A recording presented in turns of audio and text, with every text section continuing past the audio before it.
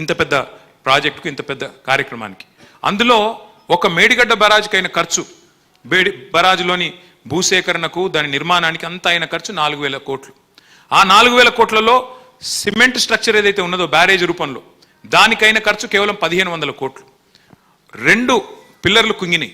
అంటే ఎన్డిఎస్ఏ రిపోర్ట్లో కూడా వాళ్ళు ఒకటే చెప్పినారు, 7th పియర్ని, 7th బ్లాక్ని, 7వ బ్లాక్ని పునరుద్ధరించండి అన్నారు. దాని పునరుద్ధరణకు అయ్యే ఖర్చు ఎంత అయితే 250-300 కోట్లు. అది కూడా ఆ సంస్థ పెట్టుకోవడానికి రెడీగా ఉంది. L&T అనే సంస్థ కాంట్రాక్చువల్ ఆబ్లిగేషన్ కాబట్టి మేమే పెట్టుకుంటాం అంటున్నది. అంటే రూపాయి భారం కూడా ప్రజల మీద పడలేదు, ఎక్కడ రూపాయి కూడా ప్రజాధనం వృధా కాలేదు. కానీ 3 కోట్ల ప్రజాధనం వృధా చేసి ఒక కమిషన్ వేసి కొండందవి ఎల్కన్ పట్టినట్టు ఏం పట్టిరాయా అంటే అని ఏం లేదు. అసెంబ్లీలో పెట్టిన మన హరీష్ రావు గారు చీల్చి చెండాడితే ఆన్సర్ కూడా లేదు గవర్నమెంట్ దగ్గర.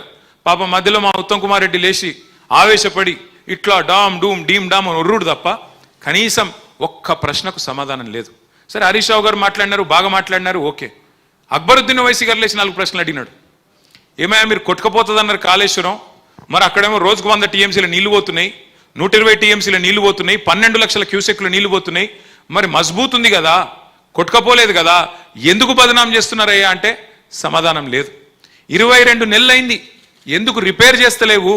నీ ఇల్లు కట్టుకున్నాక ఇంటికి 3 ఏళ్ల తర్వాత ఒక చిన్న ఎక్కనో చిన్న క్రాకో చిన్న పొక్కనో పడితే దాన్ని రిపేర్ చేసుకుంటావా లేదా? 22 నెలలైంది, ఎందుకు రిపేర్ చేయలేదయ్యా అని ఓవైసీ గారు అడిగితే సమాధానం రాదు. అట్లాగే ఆయన ఇంకొక ముఖ్యమైన ప్రశ్న అడిగిండు, మీరు మరి గోదావరి నీళ్ళు హైదరాబాద్ తెస్తామంటారు కదా, మరి కాళేశ్వరం కూలిపోయింది అంటున్నావు కదా, ఏడికెళ్ళి తెస్తావు నీళ్లు కాళేశ్వరం నీళ్లు కాకపోతే అని అడిగితే గుడ్లు తేలేసిండు ముఖ్యమంత్రి తప్ప ఆయనకి సమాధానం చెప్పే సత్తా కూడా లేదు. వాళ్ళ వాస్తవం ఏంది? అదే కాళేశ్వరం నీళ్లను మల్లన్న సాగర్ ద్వారా అటు గంధమల్ల తీసుకుపోతా ఉన్నారు.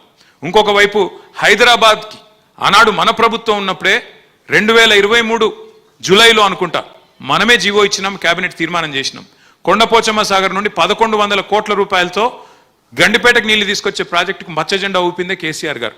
ఇవాళ ఈ ముఖ్యమంత్రి గారు 1100 కోట్లతో అయిపోయేదానికి ఇవాళ 7,400 కోట్లకు అంచనాలు పెంచి, మరి ఎవరి కోసమో, డబ్బుల కోసమో, మూటల కోసమో, ఢిల్లీకి ముడుపుల కోసమో ఇవాళ ప్రాజెక్టు నిర్మాణాన్ని 7 పెంచి మోసం చేస్తున్నాడు, ప్రజల దొమ్మును కొల్లగొడుతున్నాడు, ప్రజల సొమ్మును కొల్లగొడుతున్నాడు ఈ ముఖ్యమంత్రి గారు.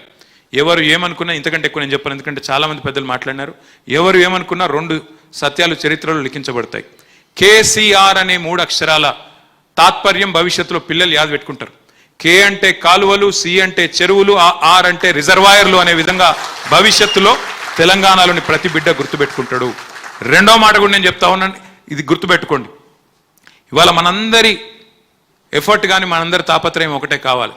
కాళేశ్వరం కామధేనువు, కాళేశ్వరం కల్పతరువు తెలంగాణకు అనేది అందరికీ తెలుసు.